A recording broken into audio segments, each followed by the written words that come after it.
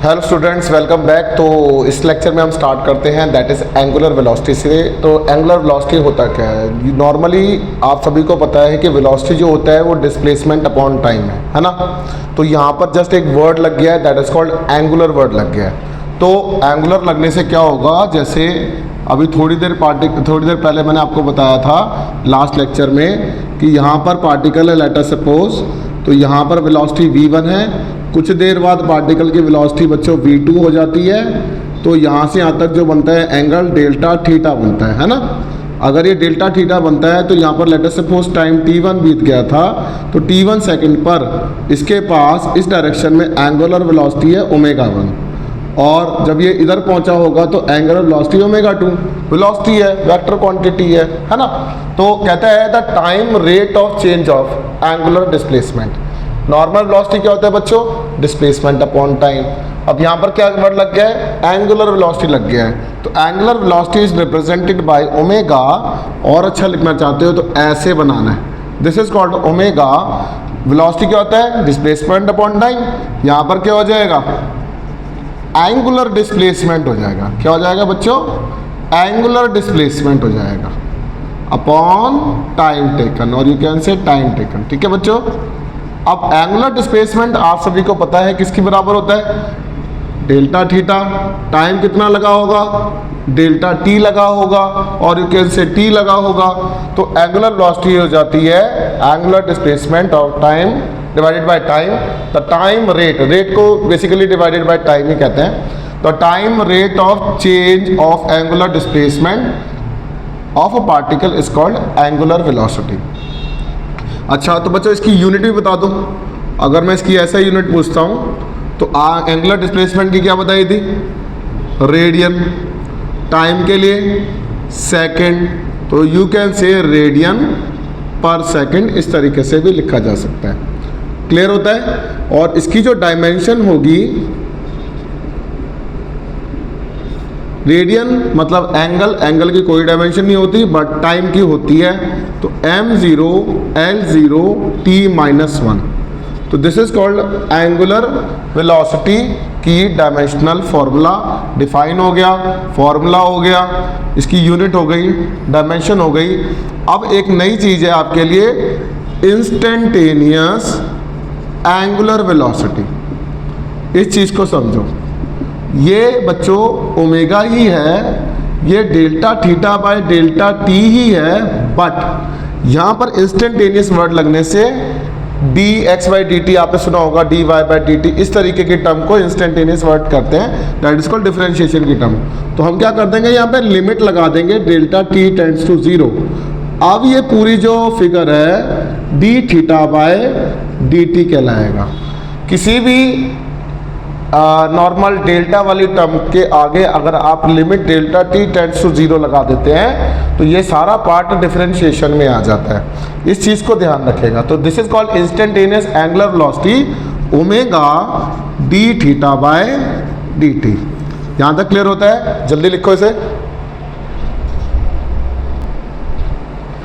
So next topic है that is time period and frequency. बहुत ही short term topics हैं ये, ध्यान देंगे। तो कोई भी पार्टिकल अगर इस तरीके से अपना वन कंप्लीट रोटेशन करता है, लेट अस सपोज पार्टिकल इस पॉइंट से स्टार्ट हुआ, दिस पॉइंट इज पी, और ये इस तरीके से पूरा अपना सर्कुलर मोशन कंप्लीट करता है कांस्टेंट स्पीड के साथ, क्योंकि यूसीएम पढ़ रहे हैं तो हम कांस्टेंट स्पीड लेंगे। तो पूरा कंप्लीट रोटेशन करने के बाद अगर t इक्वल्स टू 0 से यहाँ पर स्टार्ट हुआ और इसी पॉइंट पर t equals to t seconds में आ जाता है, तो इसको टाइम पीरियड कहा जाएगा। The time taken by the particle to complete one revolution along its circular path is called time period. इसको कैपिटल T से डिनोट करते हैं, और इसकी जो मेजरमेंट होती है वो सेकेंड्स में होती है। The next one is frequency, जिसको हम न्यू कहते हैं। ठीक है, new is the symbol the frequency of an object. देखो कुछ बच्चे ना वेलोसिटी का साइन ऐसे बनाते हैं और फ्रीक्वेंसी ऐसे बनाते हैं। आई रिक्वेस्ट इसको थोड़ा सा शार्प बनाएं, दिस इज कॉल्ड फ्रीक्वेंसी, और वेलोसिटी को ऐसे बनाएं। ठीक है, ये डिफरेंस याद रहना चाहिए। कहता है the frequency of an object in circular motion. कैसा मोशन है बच्चों? Circular motion is defined as the number of revolutions completed per unit time. जैसे आप कभी दुकान पर कोई कूलर लेने जाते हैं, फैन लेने जाते हैं, तो आप बोलते हैं कि कोई भैया कोई बढ़िया सा पंखा दिखा दो, फैन दिखा दो, तो वो कहता है कि है ना ये इस कंपनी का है, इसकी रेवोल्यूशंस, इसकी RPM that is called revolutions पर मिनट जो है 300 है, किसी का 250 है आरपीएम है, किसी का 280 आरपीएम है। तो जिसका ज़्यादा आरपीएम उसकी एंगुलर वेलोसिटी ज़्यादा। कैसे निकालेंगे? जैसे एक एग्जांपल के तौर पे, अच्छा इसकी पहले यूनिट लिख लेते हैं हर्ट्स में, और पर सेकंड इसकी यूनिट बनती है फ्रीक्वेंसी की, और फ्रीक्वेंसी जो होता है वो 1/टाइम होता है। इतनी बात ज़रा ध्यान रखिएगा, ठीक है ना। अब ज़रा इसको रब करके एक मैं आपको फ्रीक्वेंसी का और एंगुलर वेलोसिटी से कैसे निकालते हैं ज़रा ध्यान देंगे।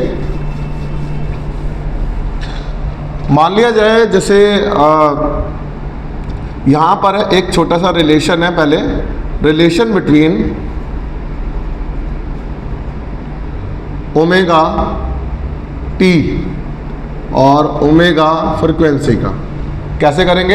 अगर जैसे ये इस तरीके से पार्टिकल ने अपना कंप्लीट रोटेशन करी है, तो time t equals to capital T seconds इसे पूरा कंप्लीट रोटेशन करने में लगा। तो यहाँ से यहाँ तक पहुँचने में थीटा कितना हो गया? आप बोलोगे circumference that is called 2 pi angle, that equals to कितना बच्चों? 360 डिग्री है। अब यहाँ से यहाँ तक पहुँचने में थीटा इतना है, और टाइम जो लग रहा है वो कैपिटल T सेकंड्स लग रहे हैं, है ना। तो आपको पता है कि यहाँ पर अभी थोड़ी देर पहले हमने एक रिलेशन करा है दैट इज ओमेगा, वो किसकी बराबर है? Delta theta by delta T, है ना। तो डेल्टा टी को यहाँ पर थीटा मान के मैं यहाँ लिख दूंगा 2 पाई, और टाइम को लिख दूंगा दैट इज टी। तो ओमेगा का रिलेशन आ जाएगा 2 पाई बाय टी। समझ में आया? अगर यहाँ तक क्लियर होता है तो अब इससे थोड़ी देर पहले पढ़ा है कि फ्रीक्वेंसी जो होता है 1/टाइम होता है। तो यहाँ पर आप 1/टाइम को फ्रीक्वेंसी लिख सकते हैं। तो इस फॉर्मूले के अंदर ओमेगा को 2 पाई न्यू भी लिखा जा सकता है। तो ओमेगा का फ्रीक्वेंसी के साथ रिलेशन ये है, ओमेगा का टाइम पीरियड के साथ रिलेशन ये है। तो ये दोनों रिलेशंस आपको याद करने हैं। अब नेक्स्ट है एक छोटा सा और रिलेशन है, वो भी कर लेते हैं। अब यहाँ पर कह रहे हैं कि आपको रिलेशन बिटवीन या prove that v equals to r omega हो जाए। यहाँ पे v जो है वो लीनियर वेलोसिटी है, r जो है वो रेडियस है, और ओमेगा जो है एंगुलर वेलोसिटी है, ठीक है। तो स्टार्ट करते हैं। आंसर एग्जाम में पूछे जाने वाला टॉपिक है। कहता है वी नो दैट, ये डेरिवेशन है, हमें पता है कि delta theta equals to delta x by r है ना, एंगुलर डिस्प्लेसमेंट आर का अपॉन रेडियस। अब dividing both sides by delta t, ऐसा करने से delta theta by delta t बन गया 1/r delta x by delta t बन गया, है ना। अब लिमिट दोनों साइड ले लेंगे तो यहाँ पर बन जाएगा limit delta t tends to 0 delta theta by delta t 1/r limit delta t tends to 0 delta x by delta t. Clear? अब इसको क्या लिख सकते हैं? D theta by d t, ठीक है बच्चों। ये 1/r लिमिट लगने से डिफरेंशिएशन की फॉर्म में आ जाएगा d x by d t. And you know that d theta by d t को अभी ओमेगा पढ़ के आए हो इंस्टेंटेनियस, और दिस इज 1/r v। तो v जो हो गया ये r ओमेगा की बराबर आ जाएगा। आई रिक्वेस्ट इतना इस लेक्चर में कंप्लीट करते हैं, और ढंग से इसे 4 to 5 टाइम्स लिख लीजिएगा। बहुत इंपॉर्टेंट रिलेशन है, पूछे जाते हैं। Thank you very much.